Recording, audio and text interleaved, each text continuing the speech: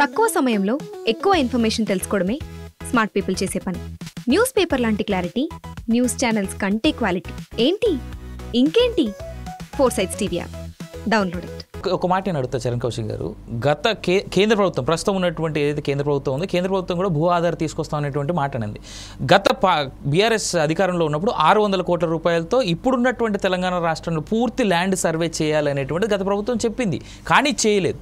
ఈ 600 కోట్ల రూపాయలు కూడా పూర్తిగా కేంద్ర ప్రభుత్వమే డిజిటలైజేషన్లో భాగంగా ఇచ్చేందుకు ఆస్కారం ఉంది 100%. దీంట్లో రాష్ట్ర ప్రభుత్వం ఏ రూపాయి స్పెండ్ చేయాల్సిన అవసరం లేదు. ఇది అసెంబ్లీ సాక్షిగా ఇవాళ ఉన్నటువంటి అక్బరుద్దీన్ ఓవైసీ చెప్పడం జరిగింది, మీ తోటి ఎమ్మెల్యే.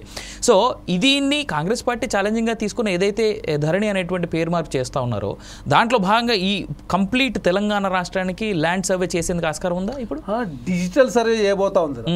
డిజిటల్ సర్వే చేయబోతా ఉంది రాష్ట్ర ప్రభుత్వం. విఆర్ఓ వ్యవస్థను పునరుద్ధరిస్తూ ఉన్నాం, ఎందుకంటే విఆర్ఓ వ్యవస్థను రద్దు చేయడంతో ప్రధానంగా ఇబ్బంది అయింది. అదే కాకుండా కేంద్రీకృత వ్యవస్థను తీసుకొచ్చారు, ఎందుకంటే గతంలో వికేంద్రీకృత వ్యవస్థ ఉండే, అంటే VRO, MRO, RDO, additional collector, joint collector, ఇవన్నీ దాటితే సీసీఎల్ఏ పోయింది. ఇక్కడ ఏం చేశారు, డైరెక్ట్ సీసీఎల్ఏ, ఏదైనా కూడా సీసీఎల్ఏ, కలెక్టర్ సీసీఎల్ఏ కావడంతో ప్రధానంగా రైతులకంతా కూడా ఇబ్బంది జరిగింది. కాబట్టి ఆ పరిస్థితి నుంచి బయటపడాలంటే ఖచ్చితంగా 2 ట్రిబ్యునల్ కూడా ఏర్పాటు చేస్తారు, జిల్లా స్థాయిలో ట్రిబ్యునల్స్ ఏర్పాటు చేస్తూ ఉన్నారు. న్యాయ సాయం కోసం రాష్ట్ర ప్రభుత్వం ఉచిత న్యాయ సాయం కూడా చేయబోతా ఉంది. అదే కాకుండా ఇక్కడ పకడ్బందీగా భూ ఆధారాన్ని ఇవ్వబోతా ఉన్నారు. అదే ఒక్కసారి రిజిస్ట్రేషన్ అయ్యి మోటేషన్ అయ్యి నీ బౌండరీ ఫిక్స్ అయిందనుకో, నీ ప్లాటు ఇక నీకు ఫిక్స్డ్, అంటే బ్యాంకులో ఏదైతే ఫిక్స్డ్ డిపాజిట్ ఏ విధంగా ఉంటే మన పైసలు అని చెప్పి మనం ఫీల్ అవుతామో ఆ విధంగా భవిష్యత్తులో భూ తగాదాలు రాకుండా పరిష్కరించే ప్రయత్నంలో భాగంగా ప్రభుత్వం ముందుకు పోతా ఉంది.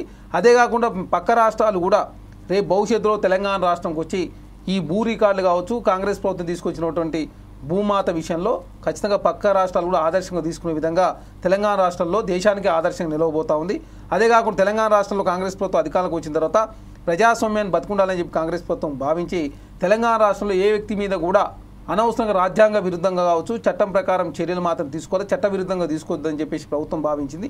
దానిలో భాగంగా మొన్న అల్లు అర్జున్ గారి కేసు కూడా అదే దానిలో భాగం. ఎందుకంటే చట్టం అనేది సినీ ప్రముఖులకైనా, రాజకీయ నాయకులకైనా, కేటీఆర్ గారికైనా, హరీష్ రావు గారికైనా, ఈ రాష్ట్రంలో ఉన్నటువంటి ఈ దేశంలో సాధారణ పౌరునికైనా ఒకే విధంగా ఉండాలని ప్రభుత్వం, రేవంత్ రెడ్డి కూడా సేమ్ చట్టం అనేది ఎవరికి చుట్టం కాదు. అది BRS party, Bharatiya Janata party, Congress party కాదు. తప్పు చేసిన ఏ వ్యక్తిని వదిలిపెట్టే ప్రసక్తే లేదు. ఖచ్చితంగా కార్ రేసింగ్ వ్యవహారంలో కేటీఆర్ గారు అరెస్ట్ కాబోతా ఉన్నాడు. ఖచ్చితంగా చట్టం ముందు అందరూ సమానమని చెప్పేసి భారత రాజ్యాంగం చెప్తా ఉంది. ఆ రాజ్యాంగ నిబంధనలు లోబడి మాత్రమే తెలంగాణ రాష్ట్ర కాంగ్రెస్ ప్రభుత్వం పనిచేస్తూ ఉంది. ఇక్కడ రాజకీయ కక్ష కార్యక్రమాలు తావులేదు. అనవసరంగా బీఆర్ఎస్ పార్టీ ప్రతిదీ రాజకీయం చేసే ప్రయత్నం. ఎందుకంటే గతంలో కేసీఆర్ గారు లాగా కాంగ్రెస్ ప్రభుత్వం తెలంగాణ రాష్ట్రం అప్పు చేసి పప్పు కూడా తింటలే. ఎందుకంటే 7,61,000 కోట్ల రూపాయలు అప్పు చేశారు. గంటకు 9 కోట్ల రూపాయలు, రోజుకు 193 కోట్ల రూపాయలు అప్పుకు వడ్డీ రాష్ట్ర ప్రభుత్వం చెల్లిస్తూ ఉంది. నెలకు 6,000 కోట్ల రూపాయలు. ఇప్పుడు రాష్ట్ర ప్రభుత్వం దాదాపు 72,000 కోట్ల రూపాయలు అప్పుకు వడ్డీ చెల్లించిందంటే ఏ విధంగా అప్పు చేసి పప్పు కూడా తిన్నారో చాలా స్పష్టంగా కనపడతా ఉంది. కాబట్టి గతంలో జరిగినటువంటి పరిస్థితి తెలంగాణ రాష్ట్రం రావద్దు. ఆర్థికంగా ముందుకు పోవాలంటే ఖర్చులు తక్కువ చేసుకుని ఆదాయ మార్గాలు పెంచుకోవాలా, ప్రజల యొక్క జీవన ప్రమాణాలు పెంపొంచి దాన్ని ముందుకు పోవాలని ప్రభుత్వం భావిస్తూ ఉంది. దానిలో భాగంగా విద్యా, సేద్యం, వైద్యానికి ప్రథమ ప్రాధాన్యత ఇస్తూ కేసీఆర్ గారి కన్నా కూడా 3,000 కోట్ల రూపాయలు అదనంగా విద్యకు నిధులు కేటాయించుకొని తెలంగాణ రాష్ట్రంలో వీసీలు నియమించుకున్నాం. అదే కాకుండా ఎడ్యుకేషన్ రంగాన్ని మంచిగా ప్రక్షాళన చేసి ప్రభుత్వం భావించి ఎడ్యుకేషన్ కమిషన్ ఏర్పాటు చేసినాం. స్కిల్ యూనివర్సిటీ తెలంగాణ రాష్ట్రం ఏర్పాటు చేయడం, స్పోర్ట్స్ యూనివర్సిటీ ఏర్పాటు చేయడం తెలంగాణ రాష్ట్రంలో ముఖ్యమంత్రి గారి స్వయాన పర్యవేక్షిస్తూ ఉన్నాడు ఎడ్యుకేషన్ రంగాన్ని. ఐటీఐ ప్లేస్లో అడ్వాన్స్ ట్రైనింగ్ ఇన్స్టిట్యూషన్లు వచ్చినాయి, టాటా వాళ్ళతో టైప్ చేసుకున్నాం.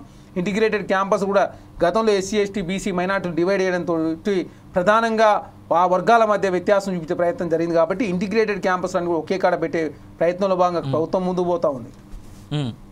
అదే కాకుండా తెలంగాణ రాష్ట్రంలో కాంగ్రెస్ ప్రభుత్వం అన్ని బిల్డింగ్లు, గురుకులాల సంబంధించిన బిల్డింగ్స్ అన్ని కూడా పర్మనెంట్ బిల్డింగ్స్ ఉండాలని చెప్పి ప్రభుత్వం భావించింది. ఆ దిశగానే అన్ని బిల్డింగ్స్, పర్మనెంట్ బిల్డింగ్స్, అదేవిధంగా ల్యాండ్స్ కూడా అలాట్ చేసే ప్రయత్నం కూడా తెలంగాణ రాష్ట్రంలో జరగబోతా ఉంది. కాబట్టి ఖచ్చితంగా కాంగ్రెస్ ప్రభుత్వం అంటే ప్రజల మేలు కోసం మాత్రమే పనిచేస్తూ ఉంది. తెలంగాణ రాష్ట్రంలో ఖచ్చితంగా విద్యా, సేద్యం, వైద్యం విషయంలో కావచ్చు, నిరుద్యోగులకు ఇచ్చినటువంటి హామీలు కావచ్చు, మహిళలకు కాంగ్రెస్ ప్రభుత్వం అధికారంలోకి వచ్చిన తర్వాత ఉచిత బస్సు ప్రయాణం జరుగుతూ ఉంది. ప్రతి నెల 300 కోట్ల రూపాయలు రాష్ట్ర ప్రభుత్వం రియంబర్స్మెంట్ చేస్తూ ఉంది. ఇప్పటివరకు 3,600 కోట్ల రూపాయలు రాష్ట్ర ప్రభుత్వం రియంబర్స్మెంట్ చేసింది. 500 రూపాయలకి గ్యాస్ సిలిండర్ ఇస్తూ ఉన్నాం. 200 యూనిట్ల వరకు ఉచిత కరెంట్ రాష్ట్ర ప్రభుత్వం ఇస్తూ ఉంది. అదే కాకుండా మహిళా సంఘాలకు వడ్డీ రుణాలు రాష్ట్ర ప్రభుత్వం ఇస్తూ ఉంది. సోలార్లో 1000 మెగావాట్ల సోలార్ ఉత్పత్తిలో కూడా వారు భాగస్వామ్యం చేసి రాష్ట్ర ప్రభుత్వమే ఉచితంగా ల్యాండ్ లీజ్కి ఇచ్చే విధంగా 4 ఎకరాలు, అదే కాకుండా వారికి ఫైనాన్షియల్ పరంగా కూడా బ్యాంకులతోటి తన గవర్నమెంటే అంటే ప్రభుత్వమే సురుటు ఉండే విధంగా వారి కరెంట్ కూడా రాష్ట్ర ప్రభుత్వం కొనుగోలు చేసి మహిళలను ఆర్థికంగా ముందుకు తీసుకు ప్రయత్నంలో భాగంగా కాంగ్రెస్ ప్రభుత్వం ముందుకు పోతాం. మీరు ఇన్ని చెప్తా ఉన్నప్పటికీ కూడా రాష్ట్రానికి రావాల్సినటువంటి ఆదాయం ఏదైతే గత ప్రభుత్వం ఉన్నప్పుడు ఏ విధంగా అయితే మంత్లీ ఆదాయం ఉండేనో అది చాలా వరకు తగ్గింది అనేటువంటి మాట ప్రస్తుతం ఉన్నటువంటి చాలామంది నాయకుల దగ్గర నుంచి వినిపిస్తున్నటువంటి మాట. అదే కాకుండా కొంతమంది కాంగ్రెస్ లీడర్లు ప్రస్తుతం మంత్రులు కావచ్చు, ఎమ్మెల్యేలు కావచ్చు, ఎందుకు ఎంతసేపు మీరు రేవంత్ రెడ్డి గారితో ఉంటున్నారు అనేటువంటి ప్రశ్న అడిగితే ప్రస్తుతానికి మా ఏదైతే కాన్స్టిట్యున్సీ ఉందో దాని డెవలప్మెంట్కి పెద్దగా ఫండ్స్ లేవు, అందుకే సీఎంతో ఎక్కువసేపు ఉంటే మమ్మల్ని ఎవరు డిస్టర్బ్ చేయరు కదా అనేటువంటి మాట ఒకటి ఉంది. సో దీంట్లో వాస్తవం ఎంత అవాస్తవం ఎంత? ఇప్పుడు గతంలో కేసీఆర్ గారు 3 కోట్ల రూపాయలు మాత్రమే ఎమ్మెల్యే డెవలప్మెంట్ కోసం ఇస్తే కాంగ్రెస్ ప్రభుత్వం వచ్చిన తర్వాత 10 కోట్ల రూపాయలు కాన్స్టిట్యున్సీ డెవలప్మెంట్ ఫండ్స్ ఇచ్చిన సందర్భం. జాతీయ స్థాయిలో కావచ్చు, ప్రపంచవ్యాప్తంగా కావచ్చు ఇన్ఫ్లేషన్ ఉంది. ఎందుకంటే మీరు చూస్తూ ఉన్నారు రూపాయి పతనం అవుతా ఉంది. రూపాయి ఏనాడు లేని విధంగా 84.6 పైసలు. జీడిపి 1980లో ఏదైతే 4.5% ఉందో దాదాపు 5.4%కు జీడిపి పతనం అయిపోతూ ఉంది. రూపాయి పతనం అవుతా ఉంది. గ్లోబల్ వార్ వస్తుందని చెప్పి, ట్రేడ్ వార్ వస్తుందని చెప్పేసి ప్రపంచవ్యాప్తంగా చర్చ జరుగుతూ ఉంది. అదే కాకుండా అమెరికాలో కూడా రియల్ ఎస్టేట్ పడిపోయిన సందర్భం. అదే కాకుండా మధ్యతరగతి ఆదాయం గణనీయంగా తగ్గడంతో ప్రధానంగా కార్పొరేట్ వాళ్ళ ఆదాయం గణనీయంగా పెరిగి మధ్యతరగతి ప్రజల ఆదాయం, అదేవిధంగా ఉద్యోగుల ఆదాయం తగ్గడంతో, అదే కాకుండా ప్రభుత్వం వ్యయం చేసే విషయంలో కూడా వాళ్ళకు వినియోగం చేయడం కోసం ఖర్చులు అంటే పెరగడంతో ప్రధానంగా ఆదాయ మార్గాలు తగ్గడంతో ప్రధానంగా జాతీయ స్థాయిలో కావచ్చు ప్రపంచవ్యాప్తంగా కూడా ప్రభుత్వాల ఆదాయాలు తగ్గుతూ ఉన్నాయి. దానిలో భాగంగా కొంత ఇబ్బంది అవుతూ ఉంది. ఇది ఇక్కడనే కాదు, అమెరికాలో కూడా అదే పరిస్థితి, భారతదేశంలో కూడా అదే పరిస్థితి. అదే కాదు తెలంగాణ రాష్ట్రంలో ఇంకా మెరుగ్గా ఉన్నది. ఎందుకంటే 16% ఐటీ ఎక్స్పోర్ట్స్ పెరిగినాయి కాంగ్రెస్ ప్రభుత్వం అధికారులకు వచ్చిన తర్వాత. అదే కాకుండా 2 లక్షల కోట్ల వరకు తెలంగాణ రాష్ట్రంలో పెట్టుబడులు రావడానికి దావోస్ పర్యటన కావచ్చు, అంతకుముందు విదేశాలకు పోయినప్పుడు కావచ్చు, ఇవన్నీ కూడా సమకూర్చే ప్రయత్నంలో భాగంగా కాంగ్రెస్ ప్రభుత్వం ముందుకు పోతా ఉంది. ఖచ్చితంగా ఐటీ ఆదాయం గణనీయంగా పెంపొందించే ప్రయత్నంలో భాగంగా కాంగ్రెస్ ప్రభుత్వం ముందుకు పోతూ ఐటీఐఆర్ని పునరుద్ధరించాలని చెప్పేసి ప్రభుత్వం భావిస్తూ ఉంది. ఆ దిశగా అడుగులు పడుతున్నప్పుడు కేంద్ర సహకారం తెలంగాణ రాష్ట్రం మీద పూర్తి స్థాయిలో లేదు. ఎందుకంటే బీహార్కు కేంద్రం 59,000 కోట్ల రూపాయలు అదనంగా ఇచ్చింది. ఆంధ్ర రాష్ట్రానికి 1,00,000 కోట్లు ఇచ్చారు. అదే కాకుండా మన అమరావతి రాజధాని నిర్మాణం కోసం దాదాపు 29,000 కోట్ల రూపాయలు కేంద్ర ప్రభుత్వం సాయం చేసింది. మెట్రో నిర్మాణం కోసం బీహార్కు ఆంధ్ర కలిపి 6,200 కోట్ల రూపాయలు ఇచ్చారు. అదే కాకుండా గుజరాత్ ₹1 ఇస్తే కేంద్రానికి ఉల్టా ₹7 ఇస్తూ ఉన్నారు. ఉత్తరప్రదేశ్ ₹1 ఇస్తే ఉల్టా కేంద్రం ₹6 ఇస్తుంది. మహారాష్ట్ర ₹1 కేంద్రానికి ఇస్తే ఉల్టా ₹6 ఇస్తారు. కానీ తెలంగాణ ₹1 ఇస్తే కేంద్రం ఇచ్చేది 42 పైసలు మాత్రమే. తెలంగాణ పైసలు ఇంకా 55 పైసలు కేంద్రం దగ్గర ఉన్నాయి. తెలంగాణ నుంచి 8 మంది గెలిచినటువంటి ఎంపీలు, 8 మంది ఎమ్మెల్యేలు తెలంగాణకు ఎలాంటి నిధుల కోసం పోరాటం తెలంగాణకు ప్రధానంగా భారతీయ జనతా పార్టీ తీవ్ర అన్యాయం చేస్తుంది. కాబట్టి కాంగ్రెస్ పార్టీకి అనునిత్యం భారతీయ జనతా పార్టీ పోరాటమే. రాజకీయపరమైన పోరాటాలు వేరు. అదేవిధంగా రాష్ట్ర అభివృద్ధిలో ఎక్కడ కూడా తాత్సారం చేసి ప్రభుత్వం భావించి కేంద్రంలో నరేంద్ర మోడీ గారు ఉన్నా కూడా అనునిత్యం ముఖ్యమంత్రి గారు కలుస్తూ ఉన్నారు, మంత్రులు కలుస్తూ ఉన్నారు. ఖచ్చితంగా రాష్ట్ర ప్రయోజనాలు ముఖ్యమని చెప్పేసి ప్రభుత్వం భావిస్తాం. చివరికి ఒక మాట చెప్పండి, అంటే మన ఈ డిస్కషన్ లేదా ఇంటర్వ్యూని కంక్లూడ్ చేసే కంటే ముందు 1 నేషన్ 1 ఎలక్షన్ అనేటువంటి దానికి కాంగ్రెస్ పార్టీ స్టాండ్ ఏంది, పర్సనల్గా మీ స్టాండ్ ఏంది? ఇక్కడ 1 నేషన్ 1 ఎలక్షన్ ద్వారా లా మీద చెప్పండి అని చెప్పేసి కాంగ్రెస్ పార్టీ అడుగుతూ ఉంది. ఎందుకు భారతదేశం అంటే వివిధ మతాల అంటే వివిధ కులాలు, వివిధ ప్రాంతాలు, వివిధ తెగలు, వివిధ రాష్ట్రాల సమ్మేళనం. ఈ 1 నేషన్ 1 ఎలక్షన్ ద్వారా లాభం మీద చెప్పండి అంటే భారతీయ జనతా పార్టీ చెప్తలేదు. ఇక్కడ భారతీయ జనతా పార్టీ దురుద్దేశం దాగి ఉంది. ఎందుకంటే భారతీయ జనతా పార్టీకి జాతీయ స్థాయిలో ఎంపీ ఎలక్షన్లప్పుడేమో భారతీయ జనతా ఓట్లు సీట్లు పెరుగుతూ ఉన్నాయి. ఎమ్మెల్యే ఎలక్షన్లు వేరువేరుగా వచ్చినప్పుడు భారతీయ జనతా పార్టీ సీట్లు ఓట్లు తగ్గుతూ ఉన్నాయి. తెలంగాణ రాష్ట్రం మీరు చెక్ చేసుకున్నప్పుడు 2014లో తెలంగాణ రాష్ట్రంలో ఒకేసారి అంటే కేంద్రంతో పాటు రాష్ట్రం ఎలక్షన్ జరిగినప్పుడు 5 ఎమ్మెల్యేలు 1 ఎంపీ గెలిచిన సందర్భం. తర్వాత 2018లో అంటే ఒక 6 నెలలు ముందుగా తెలంగాణ రాష్ట్ర ఎలక్షన్ జరిగితే 5 ఎమ్మెల్యే స్థానాన్ని 1 స్థానాన్ని పరిమితమయ్యారు. కానీ నెక్స్ట్ వచ్చినటువంటి పార్లమెంట్ ఎలక్షన్లో 4 ఎంపీ స్థానాలు గెలిచి ఏకంగా 20% పైగా ఓట్లు వచ్చినాయి. అంతకుముందు 8 ఉన్నటువంటి ఓటు శాతం 20% పైగా వచ్చినాయి.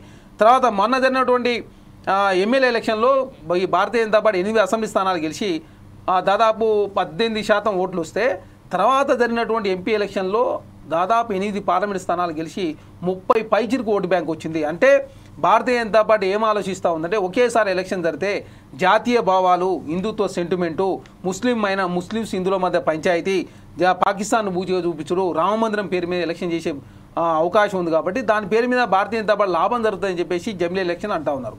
అదే కాకుండా భారతదేశము ప్రపంచంలో భారతదేశము చైనా తర్వాత ఇండోనేషియా అతిపెద్ద దేశం, 26 కోట్ల మంది పాపులేషన్.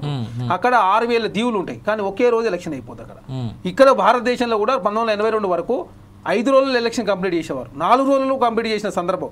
కాకపోతే తెలంగాణ రాష్ట్రంలో జాతీయ స్థాయిలో చూస్తే మొన్న జరిగినటువంటి ఎలక్షన్లు 6 ఫేజ్లు జరిగాయి. పార్లమెంట్ ఎలక్షన్స్ 543 పార్లమెంట్ స్థానాలు 6 ఫేజ్లు జరిగితే ఒక పశ్చిమ బెంగాల్ ఎమ్మెల్యే ఎలక్షన్లే 7 ఫేజ్లలో భారతీయ జనతా పార్టీ పెట్టింది. ఎందుకు భారతీయ జనతా పార్టీ అట్లా పెడతా ఉందంటే నరేంద్ర మోడీ గారు అమిత్ షా గారు ప్రచారం చేస్తే ఎక్కువ సీట్లు వస్తాయి కాబట్టి ఎక్కువ రోజులు జరగాలని చెప్పి భారతీయ జనతా పార్టీ కోరుకుంటా ఉంది. అదే కాకుండా హైదరాబాద్ మున్సిపల్ ఎలక్షన్ జరిగితే అమిత్ షా గారు కూడా ఇక్కడికి వచ్చి ప్రచారం చేస్తే జమిలీ వస్తే అంత స్కోప్ ఉండదు. జమిలీ వస్తే వాళ్ళ ఉద్దేశం చెప్తా ఉన్నాం. భారతీయ జనతా పార్టీ దురుద్దేశం దాగి ఉన్నది. వాళ్ళకు జాతీయ స్థాయి ఒకేసారి ఎలక్షన్లు వచ్చి లాభం జరుగుతుంది, 4వసారి ప్రధానమంత్రి కావాలని ఖచ్చితంగా జమిలీ ఎలక్షన్స్ రావాలని చెప్పేసి భారతీయ జనతా పార్టీ కోరుకుంటా ఉంది. దాని ద్వారా ప్రాంతీయ పార్టీలకు నష్టమయ్యే పనులు చాలా స్పష్టంగా కనపడింది. ఎందుకంటే మహారాష్ట్రలో మనం చూసినాం, ఏక్నాథ్ షిండేని ముఖ్యమంత్రి చేయకుండా వాళ్ళే భారతీయ జనతా పార్టీ ముఖ్యమంత్రి. భారతీయ జనతా పార్టీతో పొత్తు పెట్టుకున్న ఏ పార్టీ ఈ దేశంలో మనగడ కొనసాగిస్తలేదు. ఎందుకంటే పొత్తు పెట్టుకున్నటువంటి పార్టీలన్నీ కూడా ఖతమైపోయినాయి. ఎందుకంటే అకాలీదళ్ పంజాబ్లో ఖతమైపోయింది, అదే కర్ణాటకలో జేడీఎస్ ఖతమైపోయింది, ఇప్పుడు మహారాష్ట్రలో గతంలో ఏక్నాథ్ మన ఉద్ధవ్ ఠాక్రే గారు పొత్తు పెట్టుకుని వారు ఖతమైపోయారు. నేను ఏక్నాథ్ షిండేకి ముఖ్యమంత్రి ఇవ్వలేదు, నెక్స్ట్ నితీష్ కుమార్ కూడా బీహార్లో ముఖ్యమంత్రి చేయని పరిస్థితి. కాబట్టి భారతీయ జనతా పార్టీ ఎంతసేపు ప్రాంతీయ పార్టీలు తినాలా, దాని మూలంగా వారు లాభం జరగాలని చెప్పి కోరుకుంటారు. దానిలో భాగంగా ఒరిస్సాలో కూడా మొన్ననే బీజు జనతాదళ్ పార్టీని నవీన్ పట్నాయక్ పార్టీని కాదని చెప్పేసి భారతీయ జనతా పార్టీ ముఖ్యమంత్రి సందర్భం. కాబట్టి భారతీయ జనతా పార్టీతో పొత్తు పెట్టుకున్న పార్టీలు కావచ్చు, భారతీయ జనతా పార్టీతో ఎవరన్నా స్నేహపూర్వకంగా ఉన్నా కూడా ఆ పార్టీలను ఖతమైతా ఉన్నాయి. కాబట్టి భారతీయ జనతా దురుద్దేశంతో చివరిగా కాంగ్రెస్ జనరల్ సెక్రటరీ కావచ్చు లేదా కాంగ్రెస్ ప్రతినిధిగా తెలంగాణ సమాజానికి, తెలంగాణ ప్రజలకి మా 4 Sides టీవీ ద్వారా మీరు చెప్పాలనుకునేటువంటి మాట ఏంటి? కాంగ్రెస్ పార్టీ తెలంగాణ రాష్ట్రంలో సబ్బండ వర్గాల కోసం పనిచేసే ప్రయత్నంలో భాగంగా కాంగ్రెస్ ప్రభుత్వం ముందుకు పోతా ఉంది. ఇచ్చిన ప్రతి హామీ నెరవేర్చే ప్రయత్నంలో భాగంగా కాంగ్రెస్ ప్రభుత్వం ముందుకు పోతా ఉంది. ఈ 10 సంవత్సరాల కాలంలో కేసీఆర్ గారు ఆర్థికంగా ధ్వంసం చేసిండు, అప్పు చేసి పప్పు కూడుతున్నాడు. తను కట్టిన ప్రాజెక్టులన్నీ కూడా కమిషన్ కోసం కకృతిపడి తెలంగాణ రాష్ట్రంలో యాదాద్రి కావచ్చు, భద్రాద్రి కావచ్చు, అదేవిధంగా కాళేశ్వరం కావచ్చు, పాలమూరు రంగారెడ్డి కావచ్చు, మిషన్ భగీరథ, మిషన్ కాకతీయ పేరు మీద పెద్ద ఎత్తున అవినీతి పాల్పడ్డాడు. కాబట్టి తెలంగాణ సమాజం అంతా గ్రహించాలా. 7,67,000 అంటే దాదాపు 6,71,000 కోట్ల రూపాయలు అప్పు చేసింది. కాబట్టి ఆ అప్పుల నుంచి బయటపడే ప్రయత్నంలో భాగంగా ఖర్చులు తక్కువ చేసుకుని ఆదాయ మార్గాలు పెంచుకునే ప్రయత్నంలో కాంగ్రెస్ ప్రభుత్వం ముందుకు పోతా ఉంది. ఖచ్చితంగా కాంగ్రెస్ ప్రభుత్వం నీళ్లు, నిధులు, నియామకాలు, అస్తిత్వం, ప్రజాస్వామ్యం ఉండాలని చెప్పి కాంగ్రెస్ ప్రభుత్వం కోరుకుంటా ఉంది. ఖచ్చితంగా ఉద్యమకారుల ఆకాంక్ష కావచ్చు, నిరుద్యోగుల ఆకాంక్ష కావచ్చు, మహిళల ఆకాంక్ష కావచ్చు, అదేవిధంగా రైతుల ఆకాంక్ష నెరవేర్చే ప్రయత్నంలో కాంగ్రెస్ ప్రభుత్వం ముందుంటుంది. రైట్.